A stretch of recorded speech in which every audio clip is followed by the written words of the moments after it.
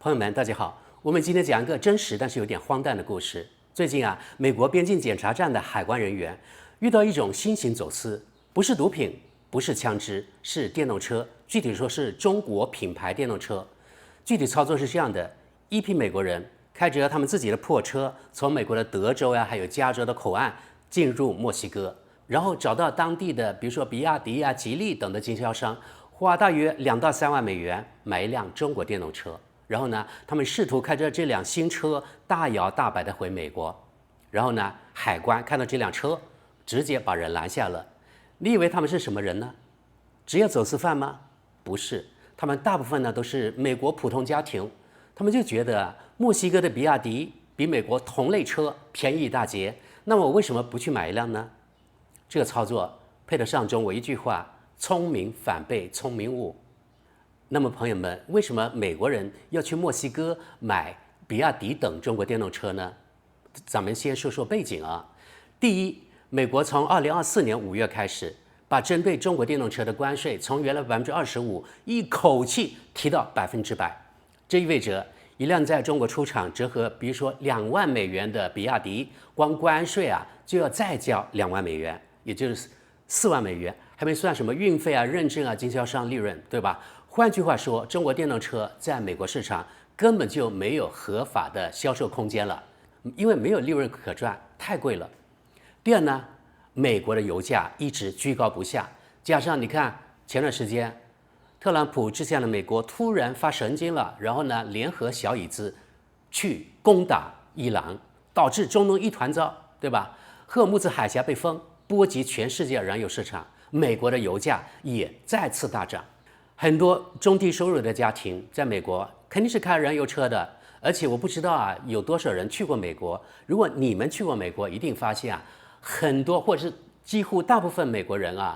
跟歐洲比，他們開的都是大排量那種 SUV 甚至有點像坦克一樣的東西。那些呢，幾乎都是油老虎，也就是說，可能100公里它吃油20個都可能，甚至更多。現在美國的油價大概是4美元，甚至有的州可能5、6美元1加侖，也就是折合人民幣可能要7塊多，甚至呢10塊多、11塊。其實對美國很多家庭，特別是開這種油老虎這車的家庭來說，這油的支出、燒油的費用，現在是一個很大的家庭的壓力每個月油錢真的是一筆很沉重的負擔。所以他們當然眼紅電動車。但是美國本土的電動車，不管是特斯拉的還是什麼福特、通用的，他們普遍的價格入門價要4萬美元，甚至更多。特斯拉，比如說有些比較貴的那個款式甚至呢要6、7萬美元。所以對很多家庭來說，這個門檻其實不低。所以他們看到在墨西哥只要2萬美元左右的車，他們當然是眼紅的然後第三個是墨西哥，另一個世界比亞迪從2023年起正式進入墨西哥市場，其他中國品牌，比如說吉利、長城等，也陸續進入墨西哥市場，瞄準的當然也包括美國。比亞迪的海豚Son Plus、元 Plus 這些車型，他們的定價非常有競爭力，折合美元在2到3萬美元出頭。墨西哥沒有對中國的電動車加那麼高的關稅，消費者可以買到全球可以說最便宜的電動車之一。結果就出現了地理上的諷刺一幕一河之隔或是一牆之隔。美國那邊跟墨西哥很多地方就是一條河為界，而墨西哥那邊呢，比亞迪還有吉利這種經銷商在墨西哥市中心的黃金地段開設專賣店。美國消費者想幹嘛呢？因為他們知道這個價格怎麼樣所以他們就當然過河去買了。但是他們過去買車等於是走私，走私有代價，這個他們沒有考慮到。這些聰明的美國消費者踩了幾個坑。坑一，直接被海關沒收。從墨西哥把一輛中國產的電動車開回美國，在法律上等同於未繳納進口關稅。美國海關會直接扣押車輛，然後要求車主繳納等同於車價的100%的關稅才能取回。很多人一算，繳了關稅之後，省的那點錢全都沒了，甚至還要多花錢。第二個坑，保險和上牌的噩夢。即使你繳納了稅，把這個車弄回了美國，這輛車沒有聯邦機動車安全標準認證。美國對進口車輛有嚴格的安全認證標準，沒有認證，不能在美國合法上牌，保險公司也不接。然後第三個黑洞，比亞迪目前在美國沒有建立經銷商網絡，也沒有售後服務體系，因為美國市場根本進不去，車壞了怎麼辦？去哪裡修？配件從哪裡來？所以這個操作看起來是用腳投票對抗美國自己的貿易壁壘，結果往往是搬石頭砸了自己的腳。但是朋友們，我想說的是這些美國人做出這個動作本身說明了一件事：中國電動車的性價比已經強到讓美國普通消費者願意冒這個法律風險去追。這不是宣傳，這是市场投票。剛才說的是美國人肉身帶貨，也就是帶中國電動車回美國。那麼大西洋彼岸的德國人也有類似的或者同樣的煩惱。所以呢，现在我們把視角切換到歐洲這邊。長期關注咱們頻道的朋友們肯定知道，我做了很多期關於中國電動車、中國車輛這種節目德語區的評論區這幾年有一個持續出現的話題。我在做德媒時多次觀察到了德國網友反覆在討論同一款中國電動車或者同一款德國品牌的在中國生產的電動車，德國買和在中國買花的錢完全不一樣，甚至呢經常是這樣的情況一般要2倍，甚至呢多的要3倍的價錢在德國。所以呢，德國人做冤大頭他們也不服氣特別是這幾年媒體報道越來越多，也報道中國那邊賣多少錢，所以德国人看到之后看到两者的差距那麼大，他們特別的憤怒。比如說比亞迪的海豹，在中國市場出廠價大約是17萬到23萬之間，折算成歐元大概是2萬1到2萬8，不到3萬歐元。而同款車在德國售價4萬5到5萬5歐元，也就是在德國30多萬到40多萬，這個差價就那麼大。這什麼概念？同一輛車在德國買是在中国買的將近2倍，或是超過2倍。人家德國也不傻呀。所以呢，德國網友的反應是憤怒加上好奇。於是有的網友就問了有這樣的異想天開，我能不能直接到中國訂一輛這個車，然後呢海運回來？甚至有的網友還這樣說如果在中國那邊有1萬歐元的電動車，德國這邊可能要賣2萬到3萬。他說，那我直接買張機票到中國去，然後在那邊買，我開回德國，這樣可能我還省不少錢呢。上面2個想法，朋友們，其實我都能夠完全理解。問題是他們不知道前方也就在德國有一些巨大的坑，這些坑其實呢與美國的坑大同小異。有什麼坑呢？一是法規是一堵看不見的牆，在德國要把一輛車開上公路，必須要有德國交通管理局認可的形式認證，或者要經過單獨的個別審批。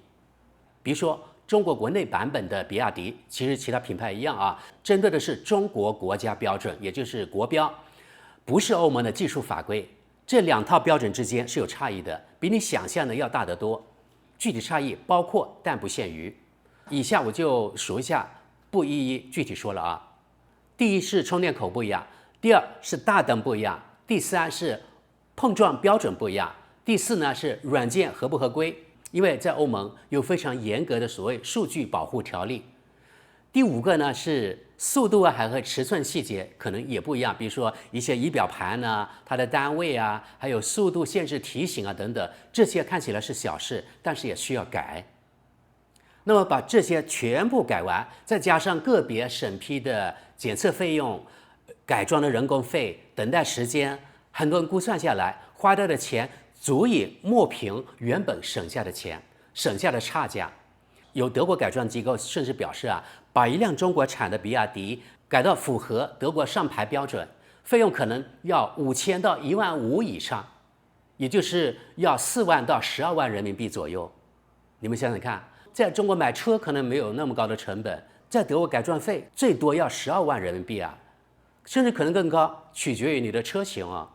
所以很多德國人走進這個坑，才發現省錢的夢做不成。那麼朋友們，為什麼美國、歐洲兩邊都這麼貴呢？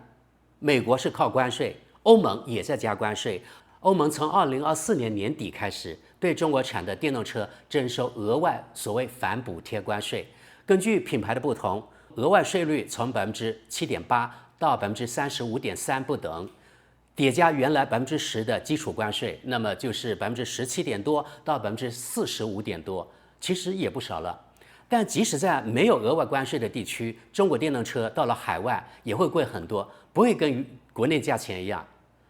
原因是多方面的，一個是運費，一個是本地他們認證成本，然後呢是建立經銷商網絡的費用，海外銷售服務體系，匯率損耗，品牌溢價策略等等等等，反正因素很多了啊。所以你們就可以看到，這就是中國價格和出口價格之間的結構性鴻溝。中國消費者享受的低價是建立在中國這個巨大的本土市場規模、完整供應鏈、政策補貼、激烈競爭幾個因素疊加之上的。這些優勢除了中國國境，大部分都消失了。所以我們就到了這件事背後的真正問題：美國人在墨西哥走私中國產的，比如說比亞迪啊、吉利等等。德國人想從中國直接海運回一輛車，這兩件事表面看是貿易笑話，背後呢是一個嚴肅的全球性話題。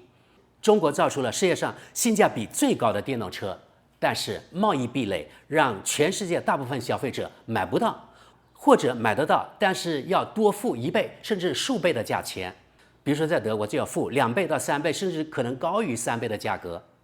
所以对普通消費者來說，這當然不公平。你告訴我電動車好，要減碳，要轉型，但為什麼同一輛車我要花多2倍的價錢呢？對各國政府來說，這也是一道選擇題：是保護本土汽車產業，還是讓消費者用上更便宜的電動車？目前，美國和歐洲的答案是保護本土汽車產業，這個成本轉嫁給消費者。但消費者不是傻子啊，他們會用腳投票。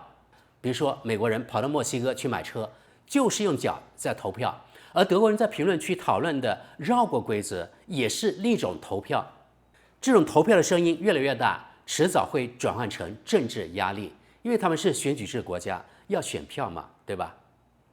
朋友們，最後呢，我說一個比較有意思的对比啊，比亞迪在國內剛剛發布了一款售價不到7萬人民幣的車型，折合歐元8500歐元左右，同價位在德國，你連一輛像樣的二手車都買不到。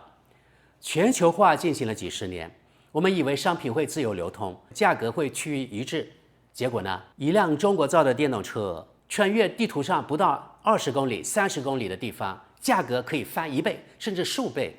穿越大西洋，價格可以翻2倍、3倍。所以大家可以看到啊，現在的情況是不是商品在自由流通，而是這個貿易壁壘在不斷的移動，而這些都是西方弄出來的。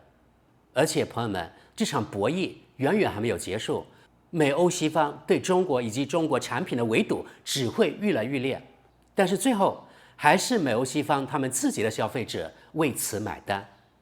朋友們，你們對美國人到墨西哥去代購啊，買中國車、走私中國車，以及德國人他們有這個異想天開的想法，在中國買一輛車，然後海運來德國，或者是專門買一張機票到中國去，在中國買一輛車，然後呢自己開回德國，這個想法你們有什麼看法？好了，歡迎大家在評論區留言，感謝各位，那我們下期見。